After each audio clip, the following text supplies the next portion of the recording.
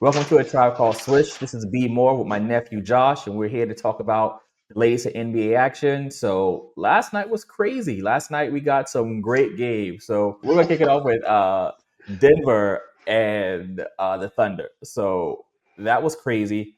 Because look, man, I'm in the East Coast, you're in the Midwest. That game was crazy late.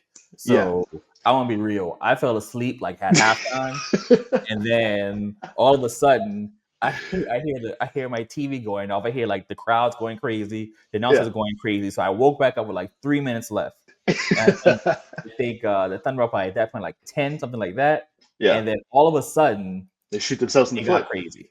Yeah. It got It crazy. was it was crazy. I watched a majority of that game, but I think I missed like the third quarter a little bit. But from what I saw, OKC was doing really well defensively. Like they were locking down everybody. Like Caruso had like maybe three or four steals in like the second half, first and second half, maybe combined all together. Like he was like a beast, and like he was wreaking havoc for Denver's offense. So I was really surprised that OKC shot themselves in the foot like that, and they were down. And I saw Shea had like a 3 point and one, so I thought it was gonna Yeah, be something. I checked some of the highlights today, and OKC random. I mean, Denver couldn't Yeah, get anything right. And then I really think like the last 5 minutes of the game, like I think OKC kind of took their foot off the gas a little bit, with yeah, understandable because Denver was shooting well. Denver's yeah, been having defensive problems all year anyway, so they weren't guarding well. So everything that Denver's been doing in the regular mhm, season was happening. yeah, And then all of a sudden, the last 2 minutes, Jokic hit that big three. yeah, Then in the last minute they were doing the because they were up by three. They kept doing the fouling, and I think Kenny Smith said it last night on Inside the NBA where he was like he think they did it too early because you they weren't running any time off the clock. As yeah, soon as the Nuggets were inbounding the ball, they were fouling them, and they weren't running any time off the clock. yeah, So I mean this is one of those few games where there wasn't really a lot to blame. I think mhm, the Thunder played well. The Nuggets just played better for 2 minutes, really. Honestly, the yeah. Nuggets played better than for 2 minutes. And then, I mean, of course, it took longer than that for them to come back, but those last 2 minutes, they played well. And who would have seen Chet missing two Two free free throws. throws like that? Like, I mean, so that's not expected, but I think it's kind of cool that Russ was kind of the hero. I think most people Finally, would have expected Russ to take that shot, and yeah, I thought he was going to try to do thought he was going to do his goat Brook thing, but yeah. he made the right play, and Aaron Gordon was there for the big shot, man. Crazy. I think I would have been fine with either one, honestly. Like Russell Westbrook taking the layup or Aaron Gordon's three.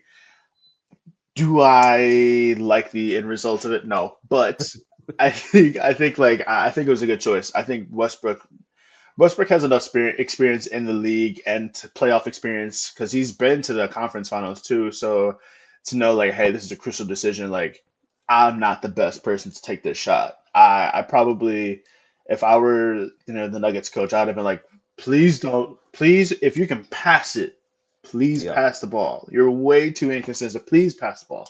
So Aaron Gordon has now officially two buzzer beaters in the playoffs this year.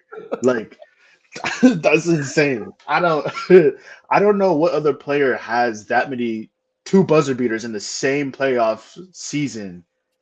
Like I don't think there's anyone I else. can't like I can't remember it honestly. If like there's no one that popped like all the big people who you would think of the Jordans, Kobe's, Yeah, LeBrons, you know, none of that comes to mind. Like they've had those they've had big games or big quarters yeah, or even just big yeah, moments, yeah. but two of those in the playoffs in the same year for the playoffs, I can't remember it. But Yeah. we have to talk about the person, the reason why they even were that close.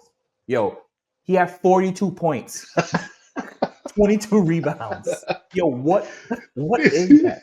Like that like that was my thing with Denver. Why I always kind of gave them a chance was because when you have the best player on earth, you always have a chance. Yeah, He had 42 points, yeah, 22 like that's like he didn't do this against the Wizards.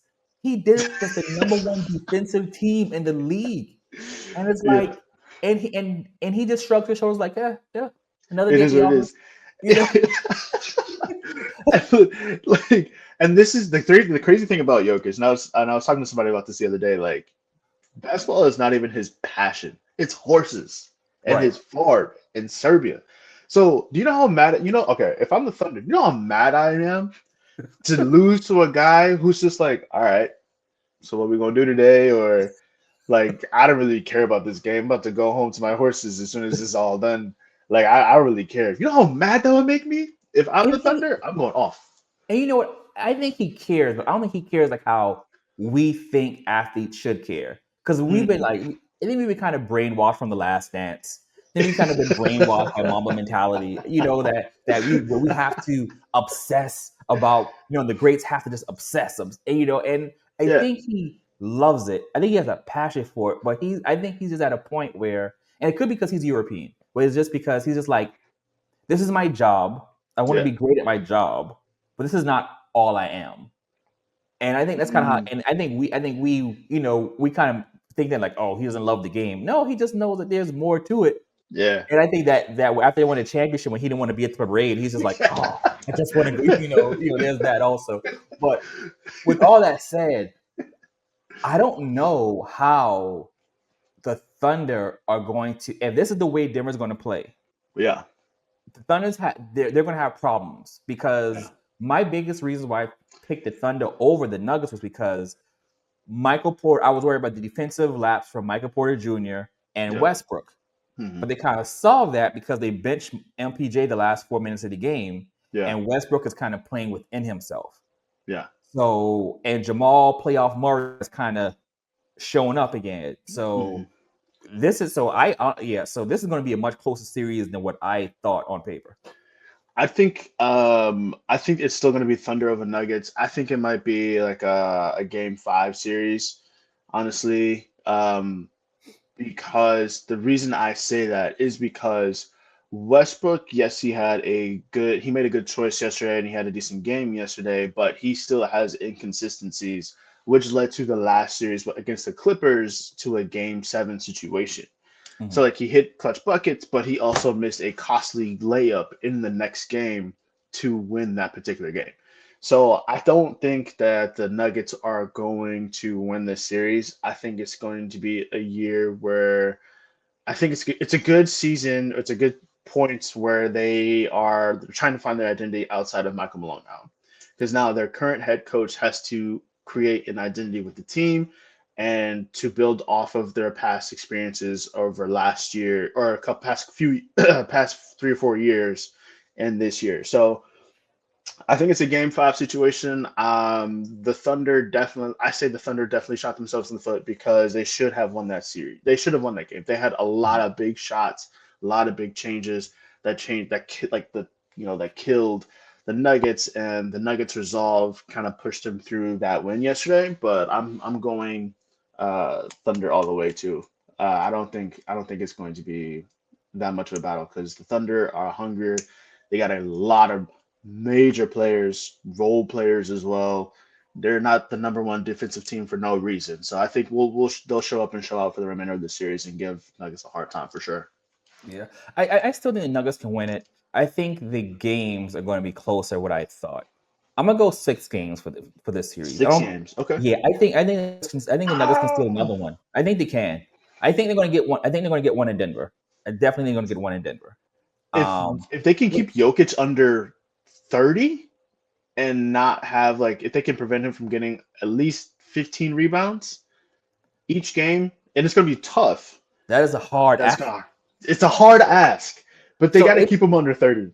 Right. So it's been done in this playoffs, but what Right. what we've seen is that when he's those games that he's having like a human type game, Yeah. everybody else around him has stepped up, Mhm. and if that happens, the Thunder is great at defense. Where if they're able to somehow control Jokic, I think they'll be able Mhm. to prevent the role players from kind of stepping up. So if that happens, Yeah. maybe 5, but I still think 6.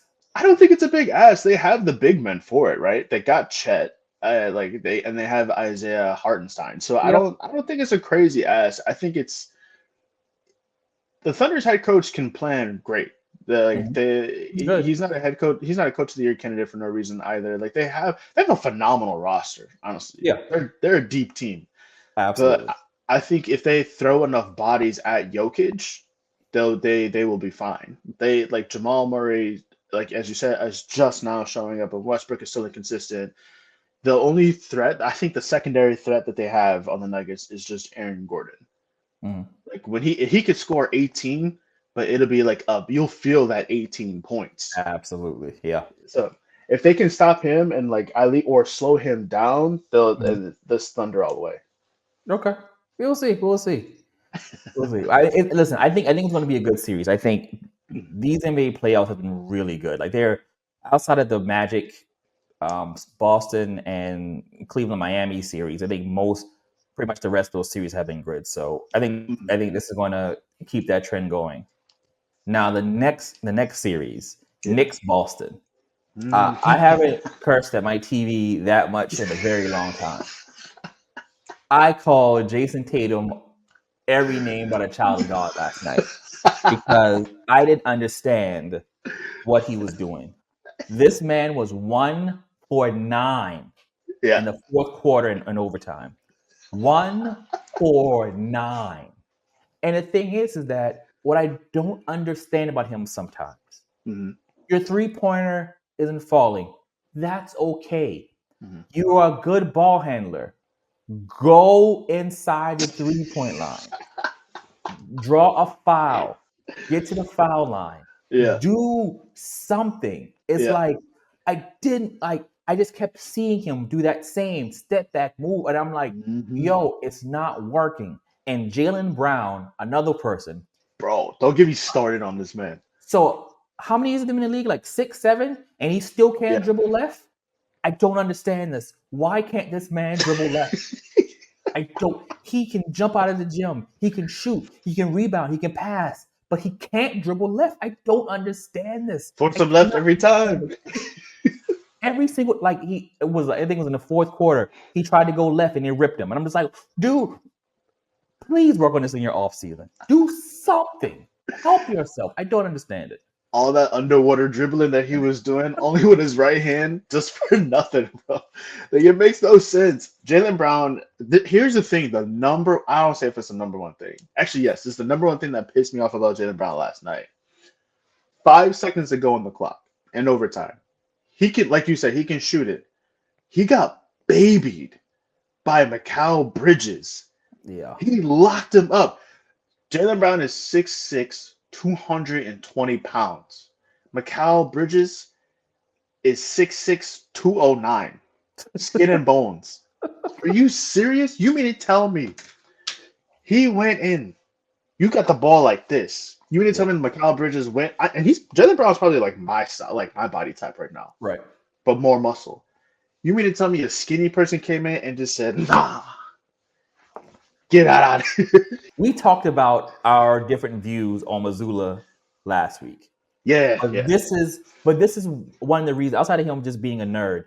This is another one of the reasons why I don't like his coaching is because your team missed 43 pointers. Mhm, 40, an mhm. NBA record. 43 pointers they missed. Y'all not gonna have in a huddle and like, hey guys, how about we like stop shooting? We stop shooting 3 pointers for a little bit. How about we try to get to the line? And look, the Knicks gave them so many opportunities to put this game away. So Yeah, many opportunities. yeah.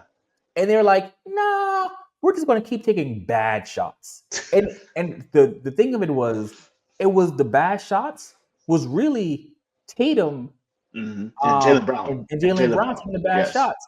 Derek White, Drew, all of them take even Horford chipped in. They were taking good shots. The Yeah. rest of them were like Jalen Tatum. I'm like, no, we're going to take bad shots continually. Honestly, I would have, and you're 100% right. But I disagree with you on Jum Mazzulla's coaching style. I think he probably told Jalen and Jason to keep shooting because those shots will eventually fall. Like Jason Tatum and Jalen Brown are clutch players, but I don't think. Jaylen Brown, I would not have given the ball to Jaylen Brown in overtime Mm. as a person to tie it up again in overtime. I don't agree with that call. He probably should have put or just created a play to give it to either Drew Holiday because that's the least expecting person that'll get the ball. The Knicks wouldn't expect Drew Holiday to get that call to get the ball. He can knock down shots. He knocked down I think two major threes in Yeah, the he did. fourth quarter towards the end, and he's a great lockdown defender. I probably would have taken out maybe Derek White and put in Peyton Pritchard because he is a phenomenal player and a phenomenal 6 minutes off the bench to take that last shot. You Yeah, are yeah, I 100% would. right. Yeah, I would. I wouldn't mind. I wouldn't mind any one of those. I think he wanted. I think he opted for Jalen Brown because Tatum was so cold. I So was mean, he. but it's what it's. Look, man, you can't have a max salary player and not at the end of the day, it becomes a business decision. Also, Yeah, Jalen Brown is a max player, as is Tatum. But I agree, Jalen with the limited amount of time, you're right. It should have been for somebody else, but I think he was like, if I'm going to die, I want to die with one of my stars and not a role player. Because if Derek White or Peyton Pritchard or Drew missed that shot, they would have been like, why didn't you get it to Jalen Brown? And it's easy to say because Jalen Brown and Tatum were terrible last night, yeah. but the I game shouldn't don't. even went to overtime. The game should have, dude. I think it deserved to go to overtime. It If deserved to go to any one of overtime. those, okay, first of all, they got lucky that Jalen Brunson's layup that they allowed Oh rimmed yeah, out. yeah, They were yeah, completely lucky. Completely lucky. That was the omen, like that was the canary in the mine, like, oh, this game is not going to go well. They're yeah, lucky. They if Jalen Brown would have just hit one of his 3 pointers, or if he would have just hit down the stretch, went inside and got to the line and hit 2 or 3 or 4 free throws, they could have won this game. But Jalen Brunson, man, look, I he had his way with him. Yeah, last yeah, night. and He Dame time is over because of the injury, but we've got somebody else now in Jalen Brunson. I mean, he is right now being what we saw Dame the last 5 to 7 years. Like yeah. there is no one I trust more really in the fourth quarter Than than Jalen Jalen Brunson. Brunson.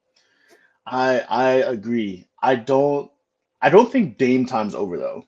I think we maybe got another year or two of Dame time if he can stay healthy. But I think with his injury and everything like that, that's very questionable. But back to Jalen Brunson.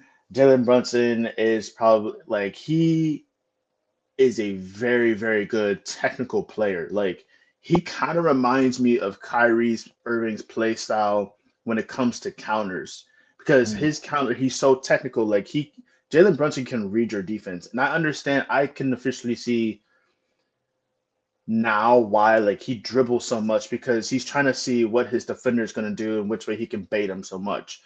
But like, and that's a double-edged sword with his dribbling style. But Jalen Brunson and I applaud his play style. I applaud his leadership, and I applaud how he tore apart the Celtics, especially going to the fourth quarter and into overtime as well.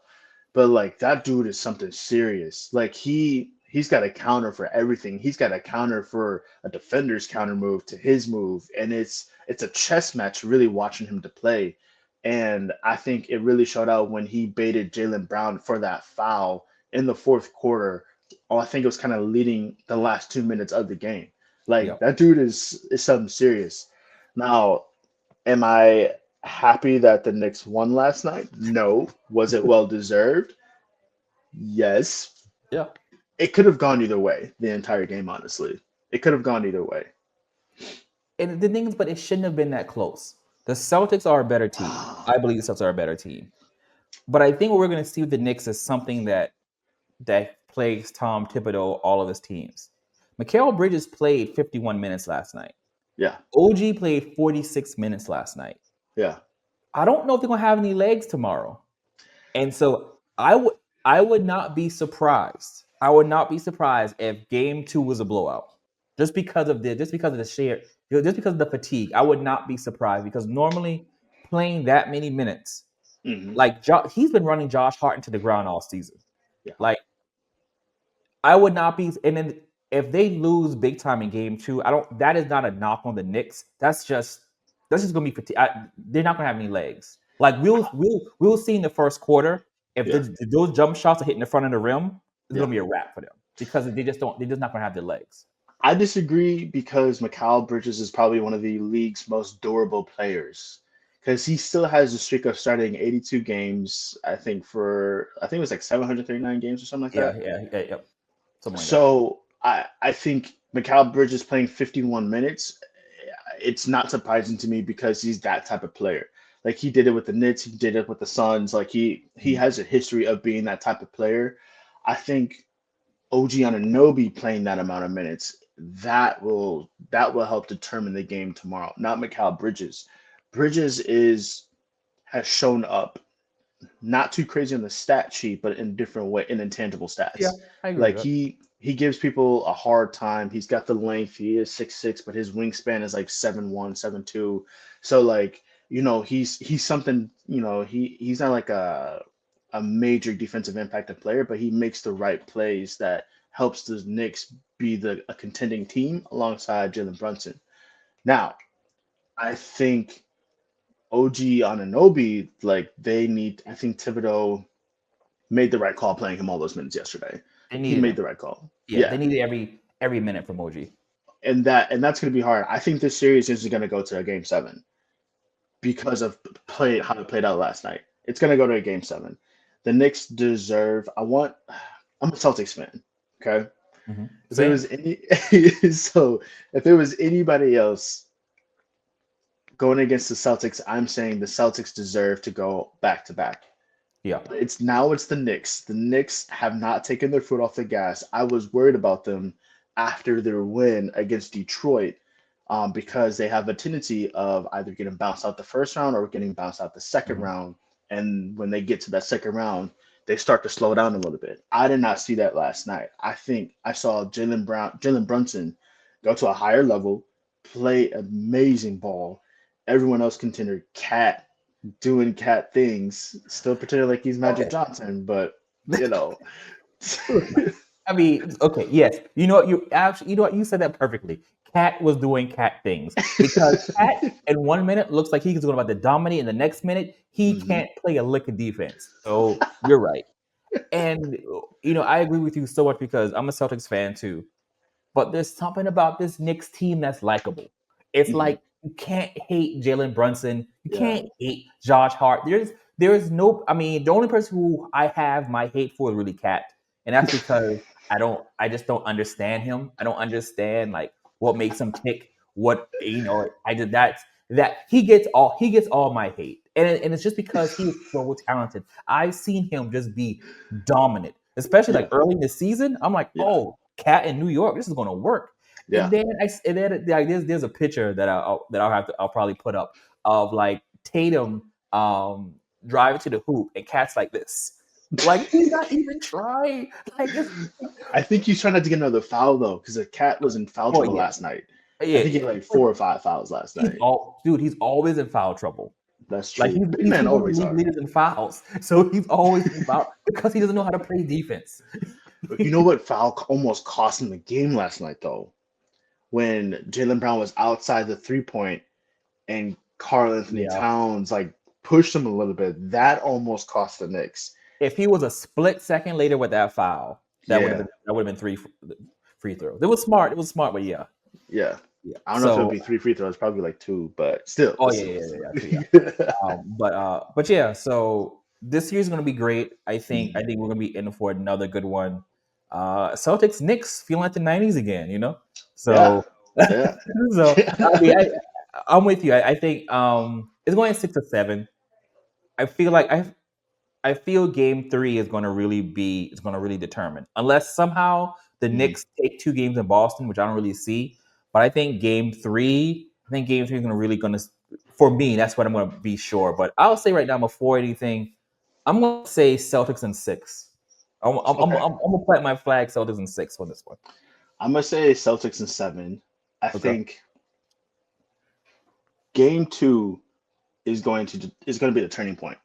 Mm. I think game one sets the foundation. Game two will be the turning point of like, all right, even series, depending how that team plays, it'll be brought over for the remainder of the series. I think Joe Mazzulla is going to put his foot in Jason Tatum and Jalen Brown and be like, if y'all please don't act like play like all stars that y'all are. Mm. Like I don't care who you are. Like I'm putting my foot in y'all. It's like it's crazy. I'm disappointed by Jason Tatum. Yes, he had a double double, but it was a weak double double. It wasn't an Yeah. impactful double double. He had like 15 rebounds and like 19 points or something like that. Jalen Brown, I'm not a crazy Jalen Brown fan, and I think it's because his off the court like stuff bothers me because he's like dude was dressed up like a bank robber in one of his interviews Yeah, for I know. Jimmy Kimmel, He and he tried hard. called. He tries, but it's like, bro, just be chill. Like you're trying too hard. Right. I think he focuses too much on like talking about other players and other teams, and he just needs to focus on himself right now. One of my buddies called him a glorified role player, and I almost lost it. So, but So no. So I'm not gonna have that much slander on his name. I mean, yeah. he's more than that. I mean, Jalen Brown is who we think he is. I mean, Mhm. he can be a one or two. He's one of the better players in the league. I think the the challenges he has in his game are like not being able to go left, sometimes being an Mhm. inconsistent shooter. I think it comes up in the least opportune times. Mhm. Like I feel like those things pop their head up when like he's not the except in the finals to much respect. When the team is struggling, it's hard for it seems like it doesn't happen where they just lean on him, except last year in the Yeah. finals. You Yeah. know, Yeah. even so far in the playoffs, he's been playing good, but so has the Celtics. So Mhm. it's in games like this when the team is struggling, that's when you would hope that he steps up. And I know he's got a knee injury. He was having problem with his lift last night just on his jump shot. So I know he's got a little nagging injury going on, but he needs to be able to do something. He needs to be a threat. So I can't give him an excuse for that, man. Uh, I can't give him an excuse. You're Jalen Brown. You talk all this trash and you do all this stuff. You get over that knee injury, put a little brace on it when you sit on the bench. You need to wrap it up or something, put some dirt on there and act like you a max contract player talking about my leg, my knee. Boy, you about 28 years old. You good. Watch out, bro. hey man, give him a break. You know, hey, he's Finals MVP. You know, I give him. You know, I That don't. Will we say the same thing if it was Braun? Braun gets all types of capes. Braun, please But I'm listen. saying that's what I'm saying. If we not But gonna give Braun that, they're also not the same type of player.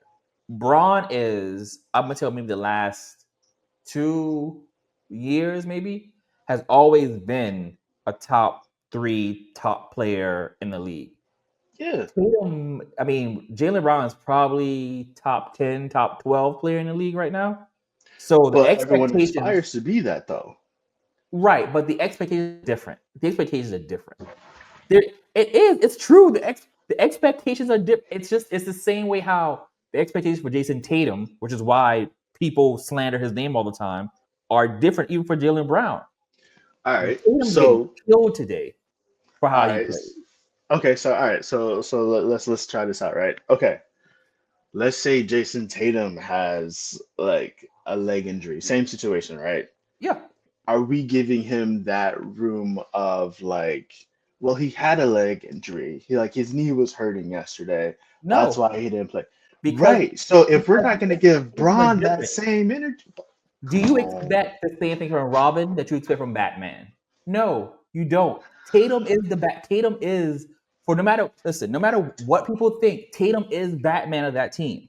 Jalen Okay. Brown doesn't. I think Jalen Brown doesn't really see it that way, but Tatum is Batman. And I so no, so you're listen.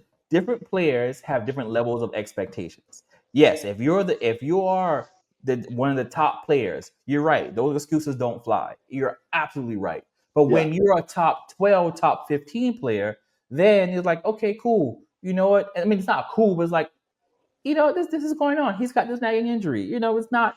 You But just get it Jalen Brown done. has viewed himself as like higher than 15. So like if he But is going to presume himself as a top 15 player or a top 10 player, then you need to be like, I don't want to hear no excuses from my leg, my knee yesterday. My knee was hurting yesterday, so he that's why I can didn't shoot view my jump himself shots. any way he wants to. But the fact is, he's not a top 5 player. Look, I can view myself as being 6'5", but Yeah. I'm only 5'10". So no matter what I think of myself, it doesn't change the fact You know what they Jalen say? Brown is not a top 5 player. You Those know what they say? expectations will never be those. Listen, Jalen Brown, he had a big boost because he got the NBA Finals MVP and he showed Hmm. out last year in the playoffs. Okay, Hmm. Hmm. if that didn't happen, Hmm. how we viewed Jalen Brown would still be like, okay, you're a great number two. He had that playoff run, and then people say like, okay, he could be number one. But the reality is, he's always going to be a number two. He's not. I mean, he's a number two with number one potential. Like Pippen. Pippen, perfect example, perfect comparison. Scottie Pippen. Pippen, a great number two, one of the best Yeah. number twos ever. He Hmm. wanted to be number one, and he failed in Portland. So it's like but again, that's listen. We have to be okay with these players just being B students. Okay, it's okay. There's nothing wrong with No. that. He's a B student. No. He's a B plus student. It's cool. He okay. If he has the potential of being a number one, like the He number does. one, Yeah. I don't think he does. I don't think he ever will be a number one. The potential, he has the potential to be a fantastic number two player, Hmm. but not a potential to be a number one guy. The reason I say that is because he's too inconsistent. Number one players can lead the team like and be consistent every single year, every game. If they're not showing up in one area, they're showing up in different areas of the game. Prime example would be Clay Thompson.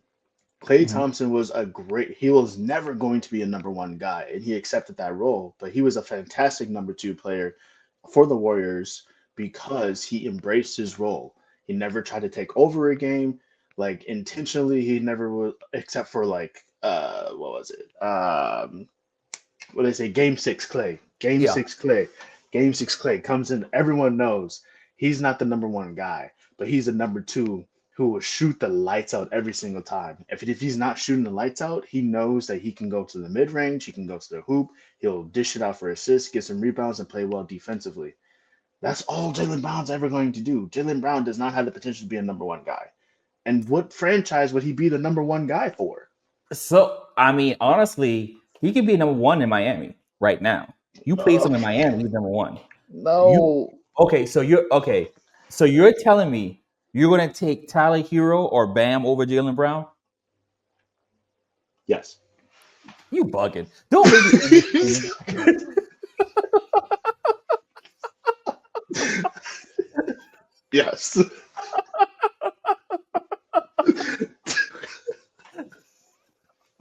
Yes. Look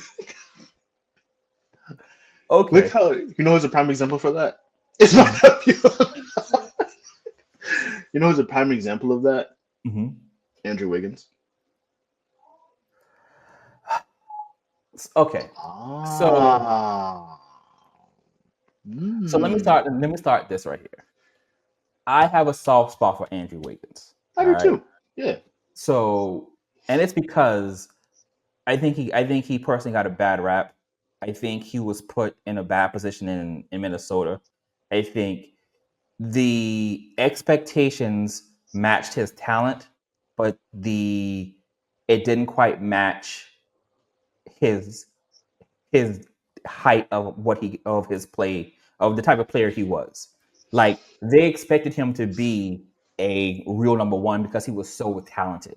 Yeah. And you're right. This might be a similarity with Jalen now, but he didn't really have at that point at 19 through what he was there for like 6 years in Minnesota. He didn't have the team around him, the the type of front office, he didn't have anything around him to really put him in that position to be a real number one.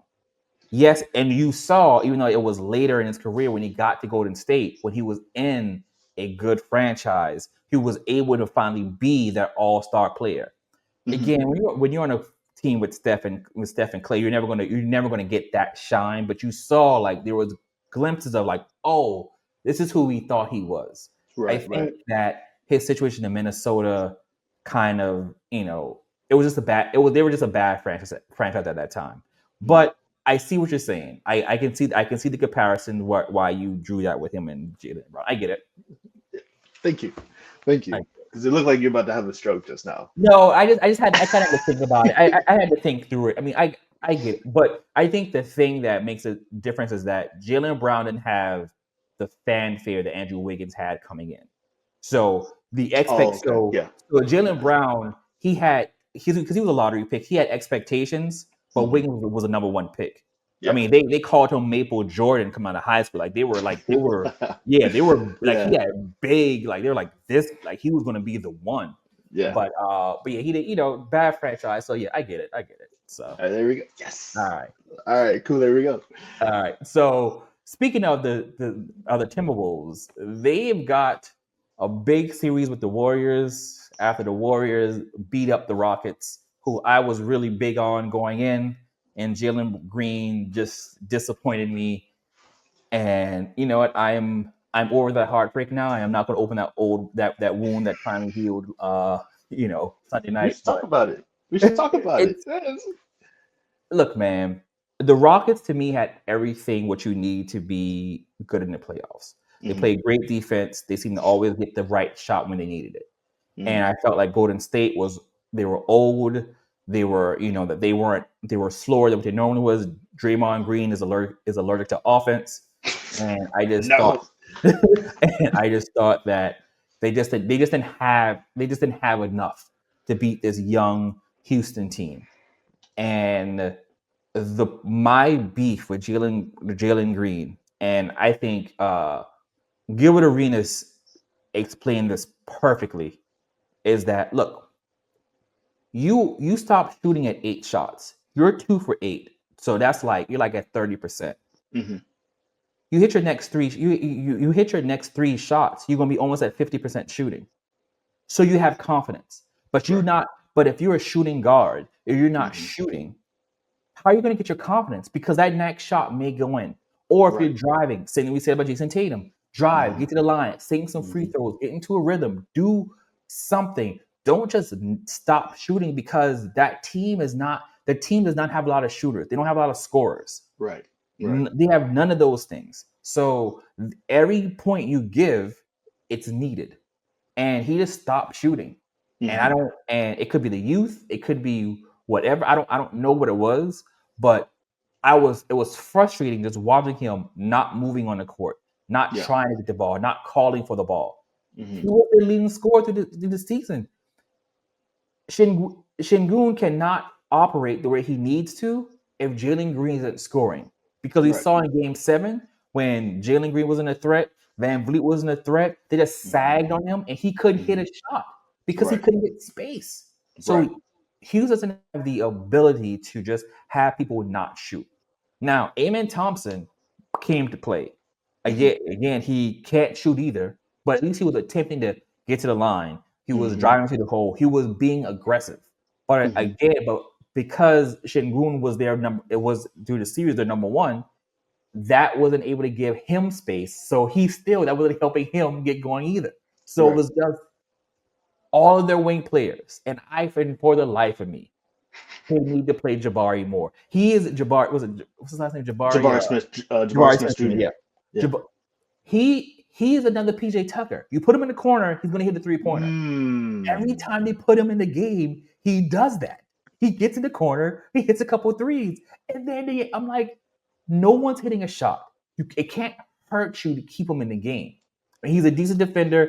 I mean, Tari Eason played decent, but it's just No. that game 7 was frustrating, and the fact that they let Buddy Teeth Healed go crazy. go absolute nuts was absurd. 33. So I want to say this. Tari Eason's mother made him think he was better than what he actually was. So I just want to say that real quick. Tari Eason is not a star player, No. superstar, all star. You're a role player. You're a Mhm. bench player, honestly. He didn't make a big impact either. Like he was kind of just a body on the floor, honestly. Like the Rockets needed 5 players on the court. That's the one guy you just put out there. But Jabari Smith Jr., I agree with you to a certain extent. He did phenomenally. He played like a veteran player. He's only been in the league for like maybe 2 or 3 years, I think. Yeah. I don't. If I'm Ime, I'm having a hard time choosing who would I pick over. Uh, if I'm trying to put Jabari Smith Jr. on the floor, who am I trying to put more minutes over? Right? Like I'm not putting more Sure. minutes over Alperen Sengun. I'm not him. Amin Thompson plays power forward, so I Right. can't put him more minutes on the forward side over Amin. Maybe Dylan Brooks, but he's a three, and Jabari Smith Jr. doesn't have a lateral movement of a three.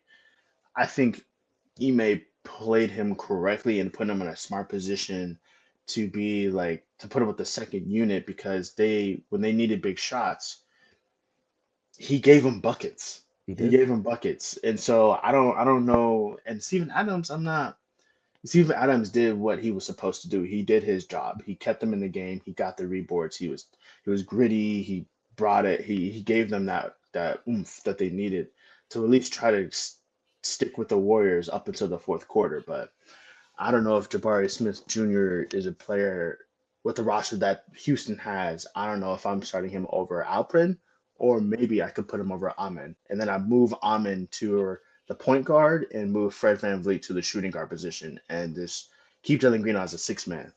Yeah. I mean, maybe because they something that team is going to go over. Something has to be done with that team in the off season, and Mm. we can get that. We can get to that. We get that to that another time. Yeah, so But that was just a disappointing game 7. But talk about the victors. speak for yourself. Golden State picking up their canes and their walkers and they're heading up to Minnesota. The You know, disrespect is so crazy. I think this is gonna be a good series. I'm interested to see what what this team has because I think this is probably one of the more evenly matched series. This is definitely a pick 'em, but something that's got me interested is that we may be on the Rudy Gobert revenge tour. I mean, he took out Luca. Now he's got Draymond Green. So if this is the start of the Rudy Gobert revenge tour, Oh God, I'm kind of excited about that. Listen, I don't like Rudy Gobert, I don't but the either. fact that he is slaying his enemies, it's kind of funny. Okay, let's get this clear. Okay, Rudy Gobert is not slaying any enemies. Anthony Edwards is slaying enemies. Anthony Edwards is the armor, the sword, and Rudy Gobert is just maybe a shield. But that's about it. Rudy Gobert. Let's not make Rudy Gobert bigger than what he is. Should he be a multi-time defensive player of the year? No. He shouldn't should he be an all-star? Absolutely not. But did he have a great series against the Lakers? He had one great game. 27 and 27. There's no way he's getting 27 and 27 against the Warriors. You know why? Ask me why. Why? Tell me. Because Draymond Green will put him in a chokehold again before he gets 27 and 27. Draymond Green will do any antic, get a technical and flagrant foul to put Rudy Gobert back in jail. So yeah, Draymond may put him in the chokehold. Yeah, literal chokehold. like, just like how Baby Boy got done by I, I mean, yeah. Look, I don't expect much from Rudy. Okay, let me be clear. I really don't like. I don't expect what he did to the Lakers for him to do again.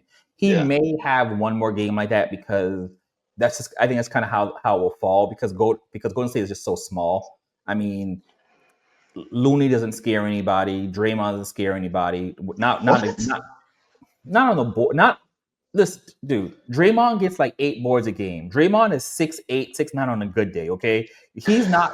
He is not going to be a monster on the boards, right? So Let's Rudy's can gonna you put in the caption? Can you put in the caption? Is my uncle on drugs? listen, Because look. that's crazy. Rudy's not going to score, but Rudy's going to average 12 boards a game. All right, at least. Yeah. He's going to Yeah. average because Golden State is small, and that's not. They've always been small. That's always been Hmm. their thing. Yeah. They're just so talented at skill positions, and Steve Kerr is such a great coach. Is that Hmm. even that deficiency of size Hmm. isn't hurting them? So that's all. But Anthony Edwards, The disrespect was look, crazy just man, now. that's good. I don't know what they're going to do with Anthony Edwards. They can't stop him. No. I've only seen I can't remember which team early this year literally slowed down Anthony Edwards earlier in the year because he got double teamed. I can't remember who it was, but he figured it out eventually. But Yeah. I think I think Pajinski. I think they should put Jimmy Butler on Anthony Edwards and like switch up the bodies of attack between him and Draymond to kind of lock him down or slow him down because that that dude is a beast, like ferocious. And the crazy thing is when he wasn't scoring though against the Lakers, I think it was Game 5. Yeah. Like he only put up 18, but he got rebounds, he got assists, like he was doing other things that impacted the series win. But bro, his motor is crazy, man. And I think that's the thing is that, and we talked about this last week, is that he is not the normal star. He's Yeah. listen, he wants to score. Don't get me wrong, Hmm. and he can score, but he's found this good spot where he will find the open man, and Yeah. he's okay with that. He will make it's like LeBron. He will make the right basketball play over trying to do something overly hard, make something be overly creative. Yeah. Plus, I was just looking up Gary Payton. Gary Payton II. He's questionable, so that's Yeah. another one of the good defenders. That's still, you Yeah. know, Jimmy Butler definitely get the opening assignment on him. But you just worry about because of his motor, how much is that just going to wear on Jimmy on the other side of the ball? Jimmy is good, and again, it won't be for the full game. I'm sure they'll probably throw a lot of different looks at him, but Hmm. I think that's going to be a problem for Golden State. I think also Minnesota's in a really good groove because you have the Julius Randle factor, Yeah. who Yeah. he's finally figured it out. Like Yeah. that first half of the season, when I saw how he was playing, I'm like, hey man, I don't know Right. if that made sense. But now, the last month or so, they figured it out. Chris Finch, Hmm. great coach, got them playing well. Nas Reed is always, he's somebody Yo, you always have Nas to look Reed. out for. So I don't know. There's a lot of weapons that they have. I think I agree. I think my only concern for the Warriors is that if Curry isn't scoring, Mhm. I think we saw it last game against the Rockets. I think the Rockets is a prime example of like a template situation with the Warriors. I mean not the Warriors, with the Rockets and the Wolves type of play style minus the defense. Yeah, The Wolves only have like one major defensive player, and that's Rudy Gobert. That they have to plan that the Warriors have to game plan for. They have yeah, to. You have to. You can't disregard them regardless.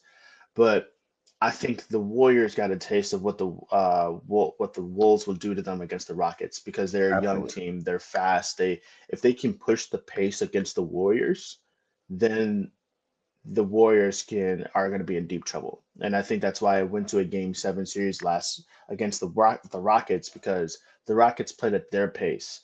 Where the Hmm. Rockets mess up is that they let the Warriors slow it down, move the ball around, set screens, and like get their big players open. I think with the Wolves, it could be a Game 6 situation. Yeah, I think so. I think Steph seemed to have found his groove, like in Game 7, like especially in the Mhm. second half. Um, I just wonder sometimes of where the points are going to come from when it comes to Golden State. Jimmy I Butler. Don't it do goes back to what this. I'm saying. Jimmy Don't do Jimmy this. Butler is Don't we've do seen Jimmy this. Butler go 2 for 10. We've seen him not because he's not a shooter, he's a scorer. He can get to the free throw line, yes. He Don't do actually, this. ironically, he does the opposite of what Jason Tatum does. When he'll drive to the hoop, he'll do, but Don't I do don't know, this. like I don't consider Jimmy Butler a reliable scorer. I just don't. I don't see him that way. I listen. It is not the. I just Jimmy Butler has good playoff performances, but he also has playoff performances where he doesn't shoot well. He is a borderline great basketball player, meaning he does many things really well, right? But am I gonna look to Jimmy to give me 25, 30 if Steph is off? He just gave him 20 last game. 20, dude, 20. Dude, Pull up, Nas pull up Reed the. can You give you gotta pull 20. up this You stuff. tell me You Nas can Reed is pull up better the than Jimmy stats. Butler? Huh? I'm saying Nas Reed can give you 20 on a night. Jaden McDaniels can give you 20.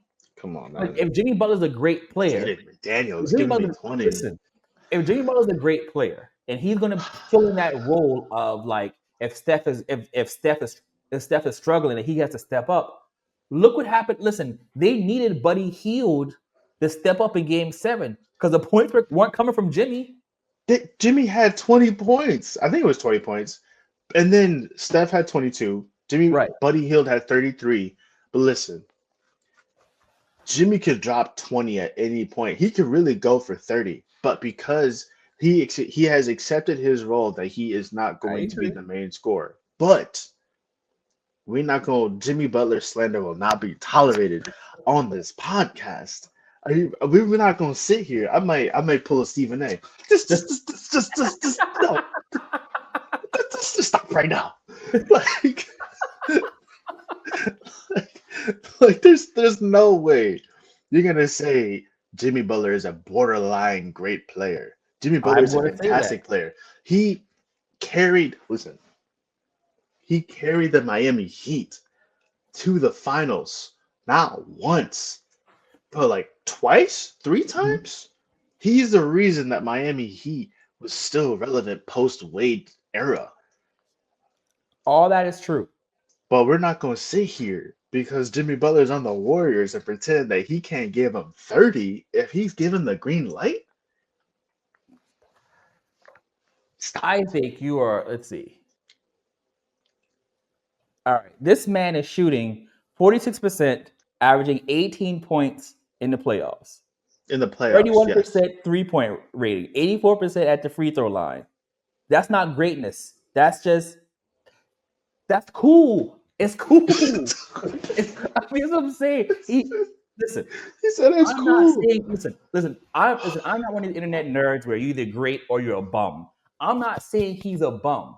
I'm saying he's cool. I'm saying that on a night, if Steph is shooting terribly, am I going to look at Jimmy to drop 30? He You might could, can you do it, can. maybe, but If Buddy Hield isn't doing it, let's take a step back real quick, all right? right. Steph's not shooting well. Okay, I got Buddy Hield. Buddy Hield's not shooting well. All right, I got Pajinski, which is proven that he can shoot. He can give them buckets. He'll score. He can, but he's been struggling like the last 3 games. He's in a funk the last 2 or 3 games. Like, but yes, Which he is can yeah, do it. But Podemski he's been struggling lately. But yes. right. But I'm gonna go through my three guys Hmm. to see who can get it started. But if none of those three guys are getting it going, or at least giving me 15 to 20, Jimmy Butler. Okay. Jimmy All Butler right. all the way. He'll give you a double double All right. So okay. So let's do this. How many points do you think Jimmy's going to average in this series? in the series. In this series. Let me see. He'll more than likely get the Jaden McDaniel assignment,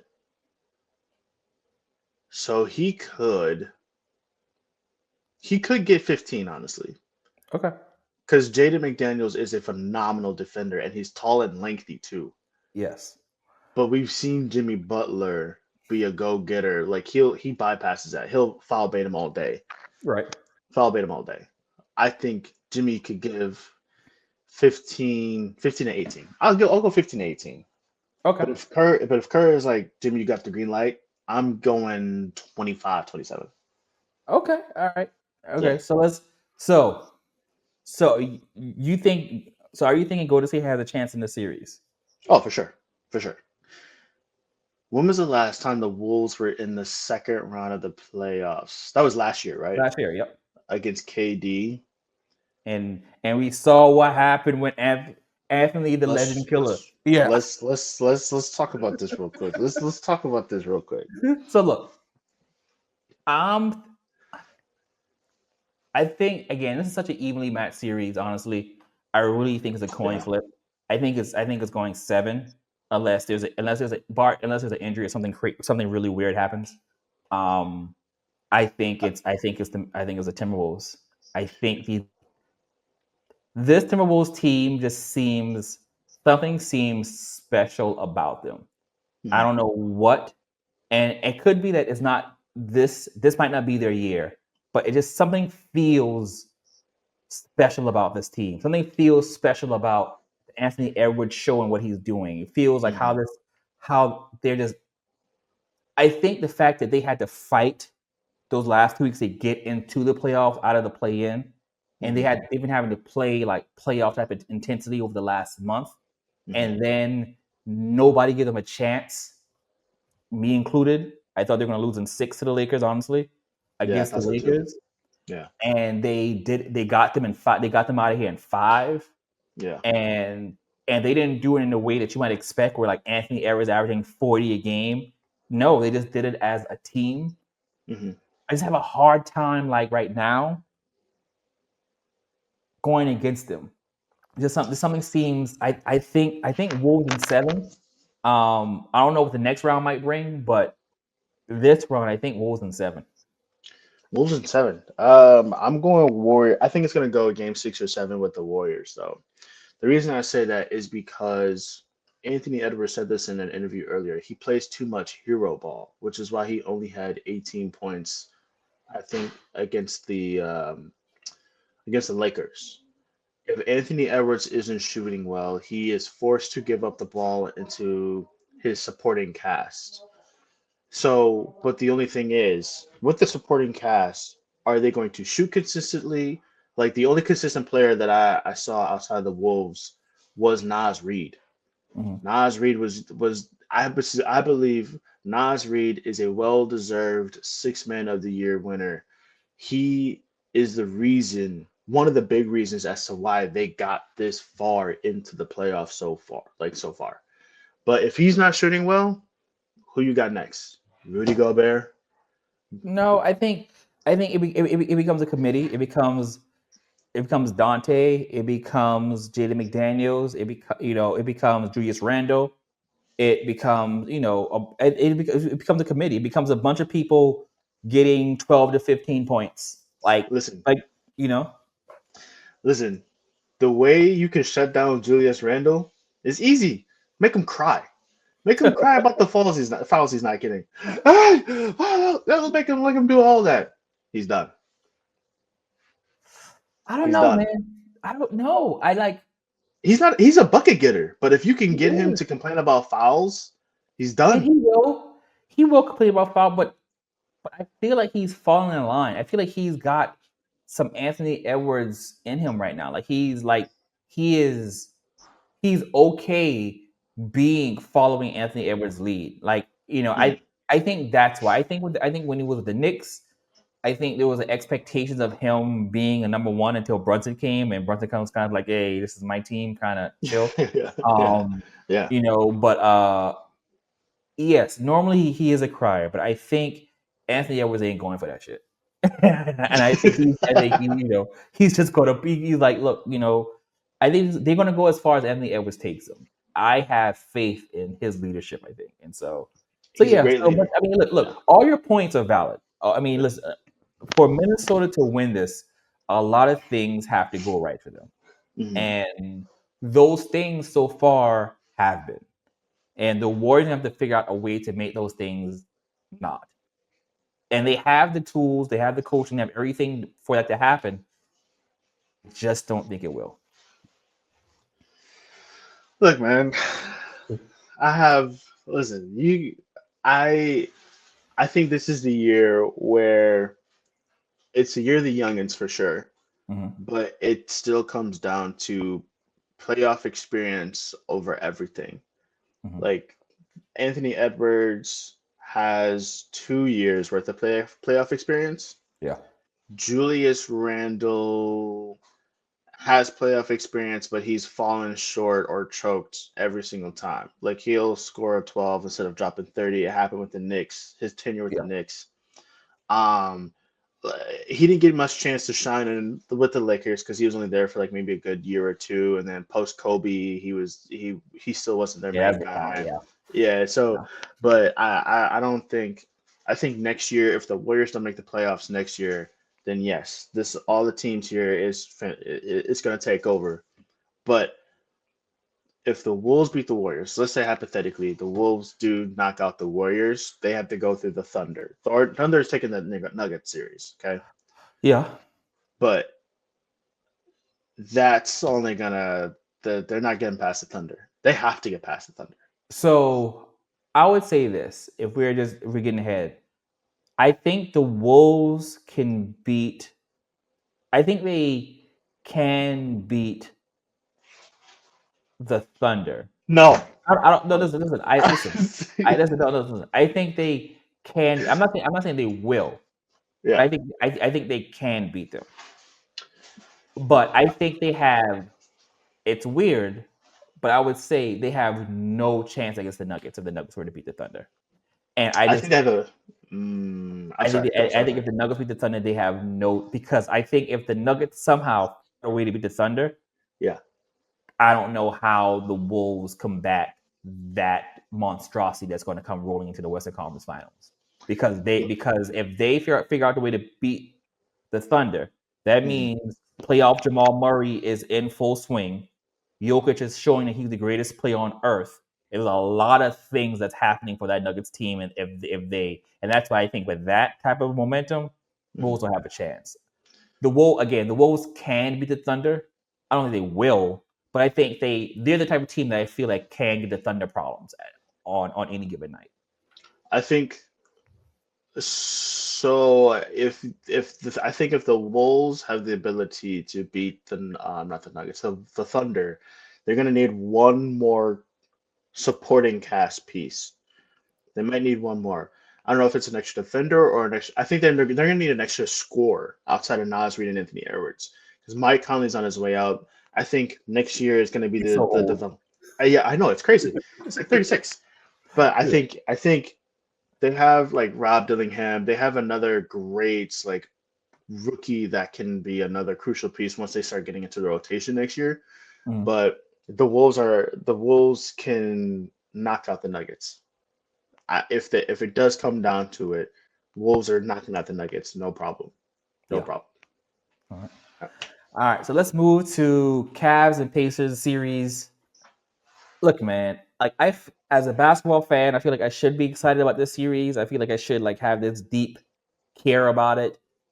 Man, it's hard. Like none of these teams like they don't inspire any type of feeling out of me. Like I know like whereas everyone's will be like, oh, we don't like Tyrese Halliburton because he's Yeah, light skinned and he's annoying, and like I know like and his dad is weird, or that's Cavaliers weird. the Cavaliers they can't do anything because LeBron's not there, and it's Cleveland and they never do anything without LeBron. So but it's just I don't know, man. It's just two franchises that they're cool, but I don't know, man. Man, what are your thoughts this year? Because I really don't have a lot of thoughts on this series. Like I feel like I watched the game on Sunday. It Yeah, was a good game, but yeah. but I just watched it like, all right, man, cool. This I'm glad you said that because this I'm gonna share a little perspective with you real quick. What the Cavs and Pacers are to me is what the Clippers and Nuggets series was to you. Okay. I think it's not the best series of the playoffs right now for the second round, but it's a great series because here's why. The Cavaliers are doing something great. I think they should have won against the Pacers, but they kind of shot themselves in the foot, but kind of didn't at the same time. That's just how the chips fell. Donovan Mitchell dropped 33 points. He made like maybe one three-pointer. I think he was like 1 for 6 or 1 for 9 or something like that. But Hmm. then he had the awareness to be like, okay, my shot isn't falling from three. I can go to the hoop. I can go to mid range. I can go to the rim. Like I can dish it out. Like he had a great supporting cast to help carry that game to the brink of to where it was. The Pacers just kind of got that spark just out of nowhere. Like it was kind of crazy how it happened because it caught me off guard because Hmm. the Cavs went on, I think it was like a 25-4 run in the fourth. Yeah, And something when like they, that.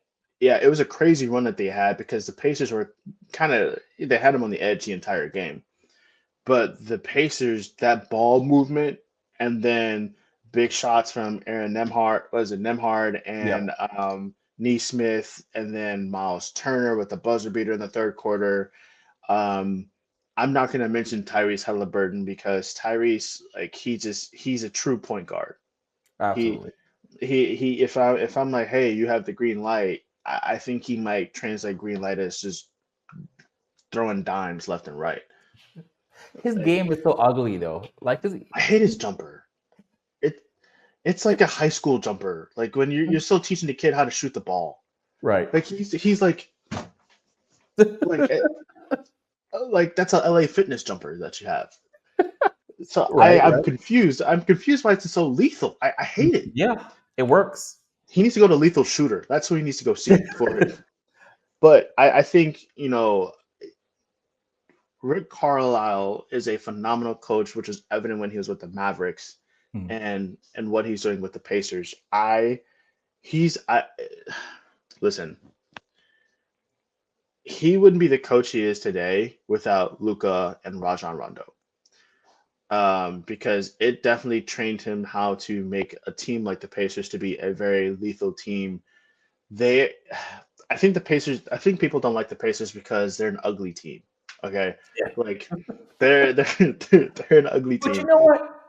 I'm gonna. I want to say this. They don't necessarily play ugly. They play. That's the thing with them. They play a good brand of basketball. Like they go Mhm. up and down the court. They play defense. They play decent defense. They. It's just I don't know. It's like I don't know if it's just years of them playing ugly basketball and you're just trying to kind Mhm. of break out of what you think of how they should look. But Yeah. like when I watch them, it's like okay, but I just don't care, and You I'm trying to care, and I'm trying to care. you know what it is about them though? I think I have an idea what the kind of play style they have. They're a counter punch team. Mhm. Like you swing first, they'll take the hit and they'll come back and hit you with a nice quick jab that you won't expect to see. So Okay. they kind of remind me of like Floyd Mayweather. He'll shield it, he'll duck, Yeah. dodge, and then he'll hit you with a boom, boom, boom, and then you'll be like, oh crap, I'm on the ground now. And I think that's what happened with the Cavs. They're a technical, they're a counter punch team. I think they'll be great. I don't think they'll win the series though.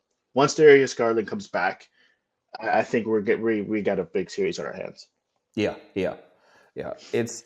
I think that's also why I saw it when I saw Garland not playing. I'm like, okay, this is if the Cavs could steal one, Yeah. cool. But I didn't. Those two teams are closer to what I think people give them credit for, and I Mhm. think so missing one of your star players, yeah, So I don't know. I think it's going to be an ugly 6 game series. Honestly, I'm going to go chalk, and I'll probably say the Cavs because I I like Donovan Mitchell. Like of anybody, I do. I like Donovan. Like he, you know what he is like. I don't feel that he's a true number one. I feel like he's closer to Jalen Brown than we probably want to give credit for, honestly. Um, because Okay. I've seen Donovan disappear in the playoffs.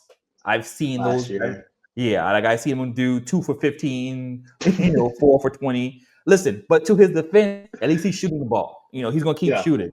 Yeah. But Yeah. and so I think that's why I don't really view him as that number one guy. Like you're like, this is the guy's gonna get us over the hump. I've never really viewed him as that, but Cleveland has a good team.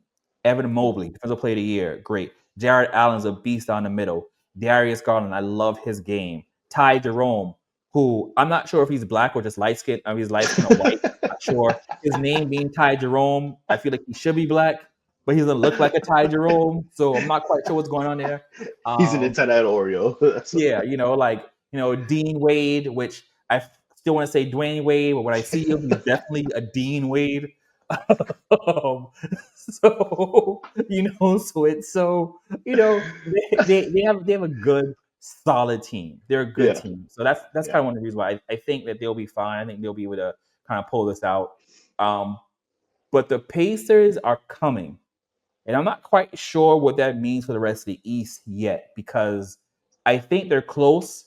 I'm not sure what else they need, but I think that team is close. I don't know if it's. I think they're already here. I Mhm. don't. I think it might. They just need a younger coach. Mm. Yeah, we've seen what coaching can do for a lot of teams. The Rockets is a phenomenal example, and I can't say the Celtics because the Celtics have always been an established team with consistent great coaching. Right. But I would say the Rockets is a fantastic example of how coaching can change a culture. Because not the Rockets, the Pacers are a young team. They'll do, they have what it takes. They're a counterpunch team. I want the Cavs to win the series. I'll say this: I want the Cavs to win the series, but I think the Pacers will sneak away with it barely. I think we are looking at if Donovan Mitchell and Darius Garland can be on the same court and both put up Mhm.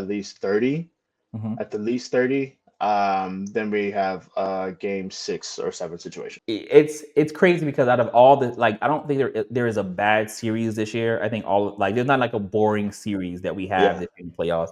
It's just that out of the ones that are left, this is kind of this is I the think step this is the best. This is the best playoff series that I've seen for the playoffs, down. minus the Miami Heat and era for sure. Yeah, we don't count though. We don't count that. So next, we're going to go to our all NBA teams. I am going to let you start with this, Josh, because your list is very interesting. Yeah. We had to have a conversation. I wanted to make sure that you knew that it's okay. It's all NBA team. Our opinions that we can have similar people, but you said no. You are very comfortable with your all NBA team, and Yeah. so all right, have at it. I got Curry, Carl Anthony Towns, Anthony Edwards, KD, and Luca. That's my All NBA team. Now, please explain those picks. Um, Curry is a Hall of Famer. I don't think there's. I think he's been in the GOAT conversation for a while now. I don't know why people continue to say he's not in the GOAT conversation when he already is.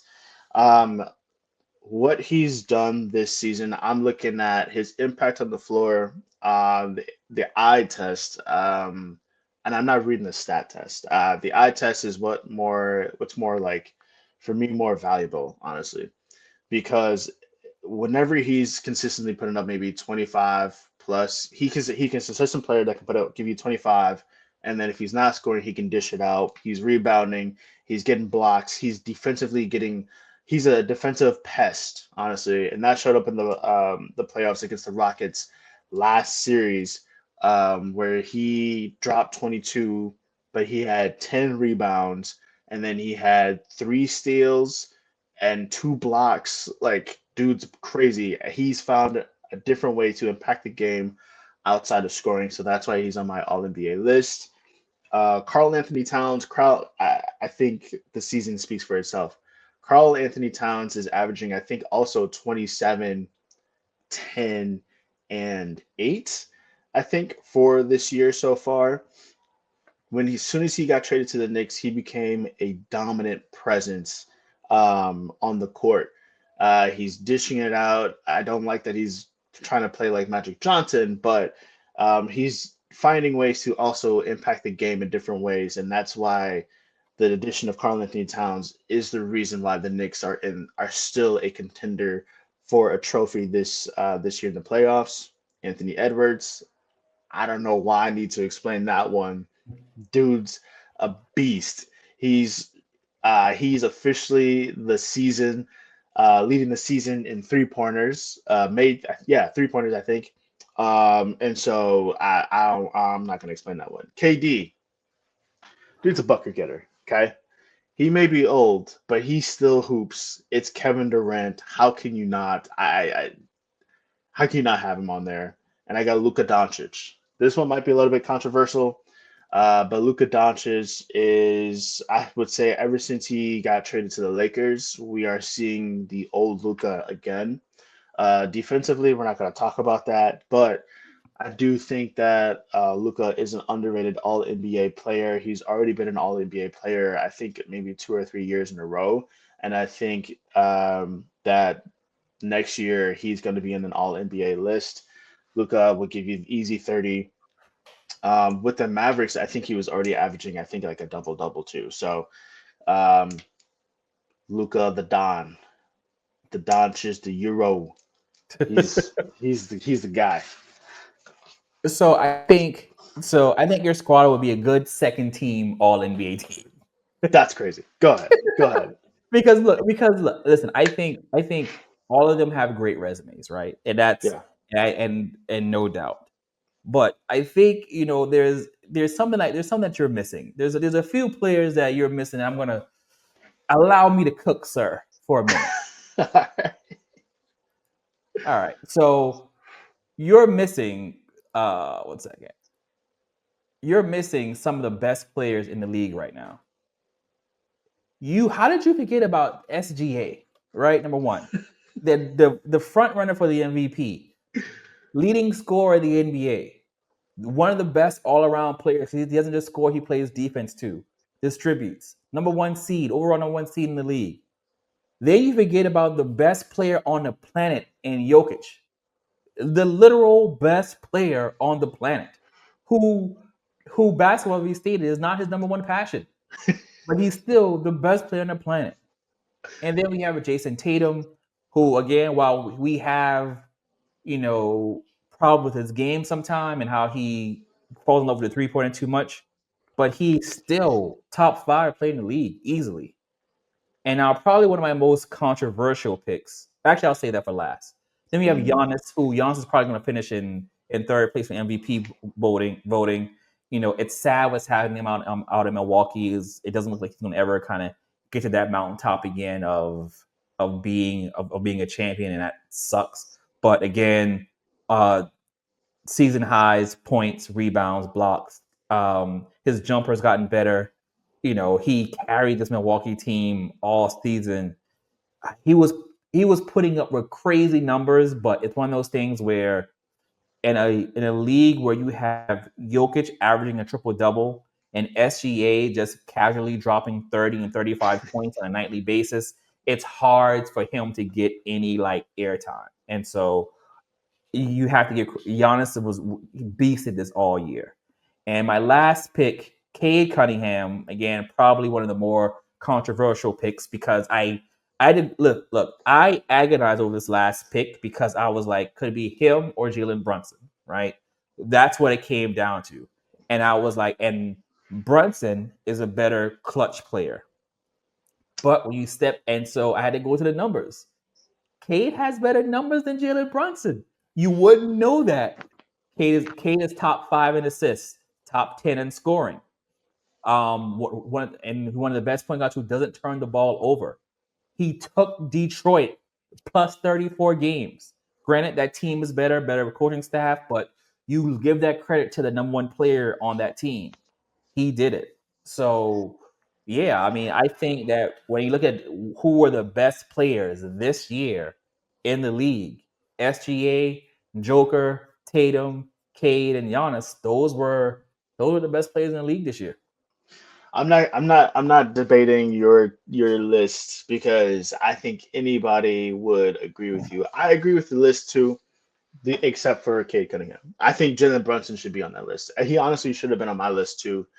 Um, I think we forget that Jalen Brunson revived the Knicks culture in New York.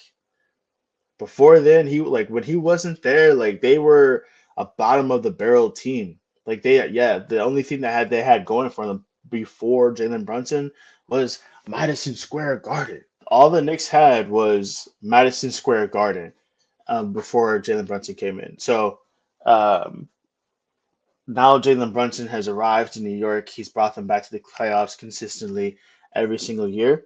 And now they call him, I think it's either the King of New York or the Prince of New York. Either way, it's a fire name. So Brunson deserves more flowers than he's given to. He deserves to be on an All NBA team, whether it's the first or second or third team. Either way. All right, fair, fair.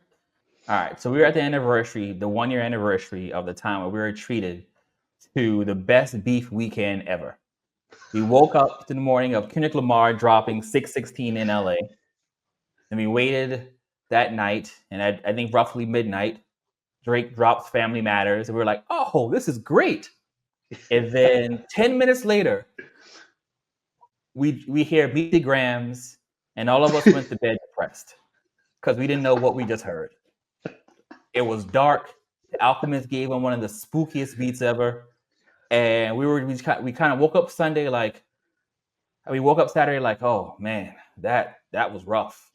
And then in Yeah. the afternoon, Kendrick says, you know what? Hey, you guys are going out, the dinner, the club, whatever. I'm going to give you something to dance to. And he gave us Not Like Us to dance on Drake's grave on a Saturday night. So I'm going to tell you, for me, that was definitely like the best like rap weekend that I can remember. I was, Yeah. no, I'm just gonna say ever. Um, I remember when I woke up, I heard 616 in LA, and I'm like, this is cool. He's getting at him. He's kind of jazzed because you remember we had Euphoria a few days earlier. Like, okay, this is Yeah. cool. This is what he meant by the back to back. All right, cool, got it, nice. And then I heard Family Matters, and I'm like, oh, Drake is Drake is for real. Like Drake, like he is fighting back. Because I thought Euphoria was really good. Like I thought Euphoria was great. And so I'm Hmm. like, Family Matters dropped. He had the video to it, it had everything. He had Pharrell's ice and chains in it. I'm like, okay, great presentation. Like, and then I remember as soon as I watched like the Family Matters video for the second time, YouTube said next video, Meet the Grams, Kendrick Lamar. And I'm just like, I thought it was some person who just made a video, like some random person made a video, like because remember we had the whole AI, is it AI, whatever. So, Yeah. and then I noticed it was on Kendrick's YouTube page. I'm like, wait, and I heard it, and I was confused. I was just, I was like, Drake has another daughter. I said, is Drake gonna have to kill him because this wasn't a normal like this. This was something It was like personal. yeah, it was very personal. I was like, they gotta fight now, right? Like they gotta fight. And then I remember for Not Like Us, we were at dinner, me and the family were at dinner. Me, and my wife and my daughter were at dinner, and I got a text from my friend Tommy, and he's like, Kendrick dropped. I'm like, okay, cool, I'll get to it. And he's like, no, you need to hear this. And so I'm in Hibachi. I got my phone. I'm like, I'm trying to hear it. I'm like this. And the guy is, oh, he's doing this thing. He's like fire. I'm like, I'm trying to hear it. I'm like, I can't. I'm like, I couldn't hear it. And so again, I was with my family. I'm trying to drive home. I can't listen to it because my daughter, she's 9, so I can't. I knew it was gonna be lots of cursing, so I can't play that on the drive home. So I'm just like, oh, I couldn't wait to get home. So I'm like, I Yeah. get home, I run upstairs. I grab my AirPods, I put it on, and I'm like, oh, he made a dance tune calling him a pedophile. This is crazy.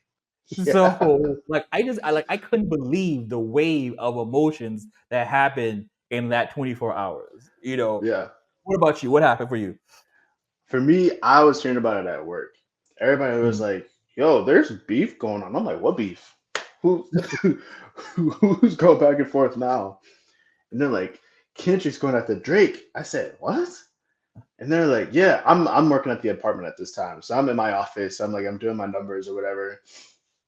And then one of my coworkers came into the office or sent me a text, and they were like, "Hey, uh, you gotta listen to this song by Kendrick, Euphoria." And I was like, "What is happening right now?" So I listened to Euphoria. I was like, "Oh, he coming after Drake?" And I'm like, in my head, I'm like, "Why is everybody going after Drake?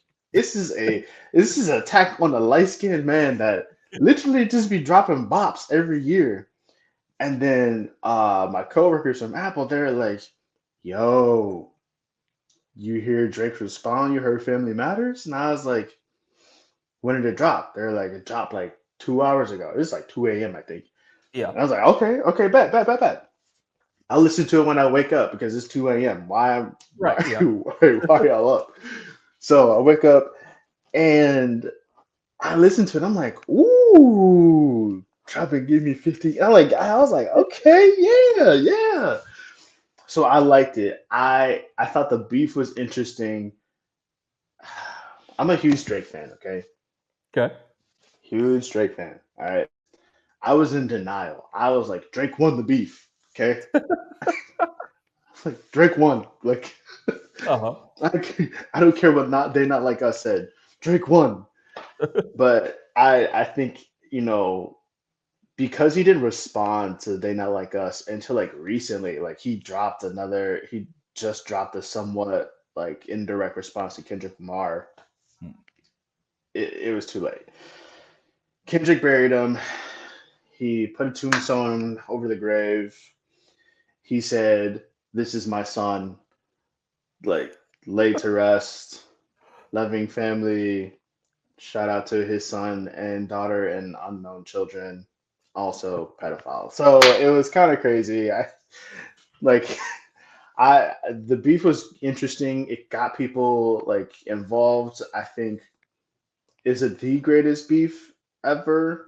No, but it was the greatest beef of this current time of where music is leading to. Okay. So didn't think we were gonna go there, but okay. What is your greatest? What do you think? What do you? What would you? What beef would you put ahead of this one?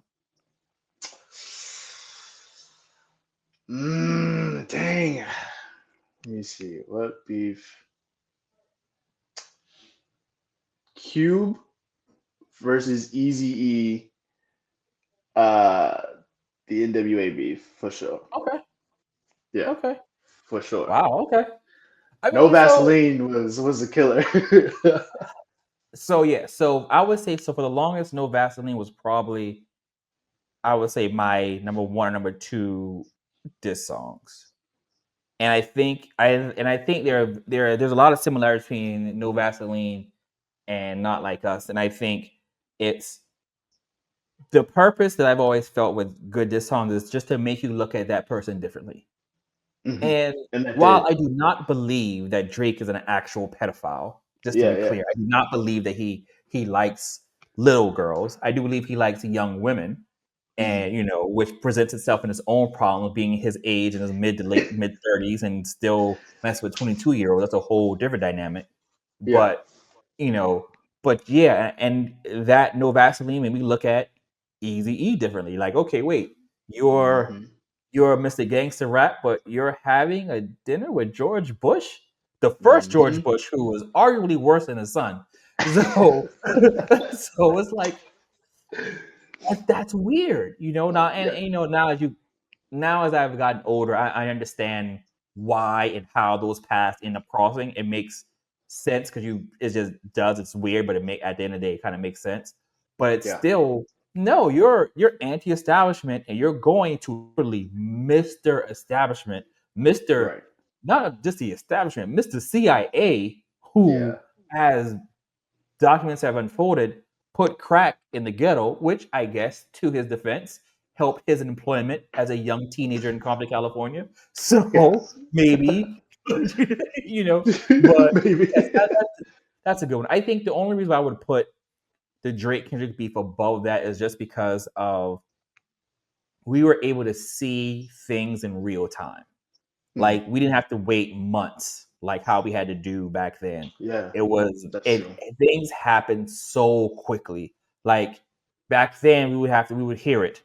Then we would get to see a magazine would come out, and then you had an article on it, and then we have to wait another month or two before we hear it. Another, Yeah, it was a very long lead time, and this one was just like boom, boom, boom, yeah. and so yeah, but I don't think I honestly don't think when it comes to beef there's a wrong answer, but it's interesting to hear it's interesting to hear your perspective on it. So did Drake not and know Meek you Mill were should be up there too. huh? Drake and Meek Mill beef should be up there too. No, I thought that no. That was a terrible beef. I What? so and I'm gonna tell you why. That was a mollywhopping. Because and I was going for Meek Mill in that beef. I was rooting for him. And I went That's back crazy. and I listened to Meek Mill's song like 2 months ago. So I hadn't heard it since the beef. So that was years ago. So I was like, you know what? Maybe it's not as bad as I remember. No, it's bad. What I will give him credit for is that he laid the blueprint out on how to beat Drake. I think it was the takedown of Drake was very tiered. And I think everybody who Drake had a run in with kind of put a dent in his armor. So Meek laid out first that he's soft, he got peed on, and there's things that about him that's not cool, right? The Yeah. ghostwriting thing, cool. I think Joe Budden came before Push. So Joe Budden laid out like, look, listen, man, dude don't write, and he might not be kind of a good person. He kind of moved kind of shady, right? Hmm. Pusha was like, look, not only are you shady, you a deadbeat dad. Your dad is a deadbeat dad. You don't know how to run your life. You Right. not only a deadbeat dad, you're trying to use your son as a marketing plan, even though you don't want Yeah. nothing to do with him. So and not to mention that, oh yeah, hey world, he's got a kid.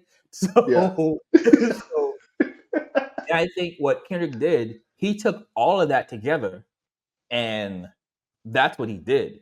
He Hmm. it pushed, but I think something else that he Push doesn't give enough credit for. Push was the one that kind of introduced the whole thing of like he questions he has an issue. I don't know if it's an issue or he has his he has an interesting relationship with how he feels about his blackness, and so Mm. Push brought it to light also. And so I felt it's funny that Push talked about his hair not growing out, and then all of a sudden Drake has cornrows. Kendrick says, "Hey, you have cornrows. What is the braids?" And Drake cuts his hair. So Yeah. it's a very so I think that each of them and Kendrick just put all that together, and he's like, Yeah. "Here's Euphoria. Here's Not Like Us. Boom. Here's Weekly Grams also." But this is what everyone's been saying for the last 10 years about you. But I'm going to put this in this nice little packet so everyone can kind of understand it. And people are like, "Yeah, maybe they were right." But back Yeah. then, that song is terrible. Listen, when you get a chance, go back and listen to it. It's not only is it bad rapping, it's bad sound quality. Like your brother would probably lose his mind. TJ would lose his mind about how bad it sounds. It just sounds bad. Yeah. So it's no, that was no. He definitely got bodied by a singing nigga. So It was fun though. He's getting bodied by a singing nigga. Listen, I thought it was a fun beef though, because it also happened during the summer too. And like yeah, Meek Mill was still hot, Drake was still hot. So like I think it was two hot commodities going at each other's necks. I thought it was perfect. yeah, Like I think Drake definitely won that beef. Anybody in their right mind would say Drake won that beef. easily. Yeah. But I think he got buried by Kendrick Lamar, bro. He did. I'm disappointed, man. I thought I expected better from Drake. and I expected, and they had all of California dancing on his grave. yeah. Crip walking. Oh, it's great. So yeah, I was disappointed by that one. I don't know, man. I was looking for 2018 Drake, and I got 2025 Corn Road gambling Drake. Yeah, it's just It like was crazy. LeBron, man. When people at the All right, end, all right, man. Go ahead into the podcast now, man, because now you're talking. All right, look, man. Look, we've had a good podcast, man. We've talked about the playoffs. We talked about somehow we ducktailing the Jalen Brown is he number one, which is cool. So yeah, so this has been a great one. We're gonna try to come back soon. More playoff takes. It's been fun hanging out with my nephew. We got to keep doing this. So yeah, so this is the Be More. That's Josh, and we're gonna sign off for a Tribe Called Swish. Peace.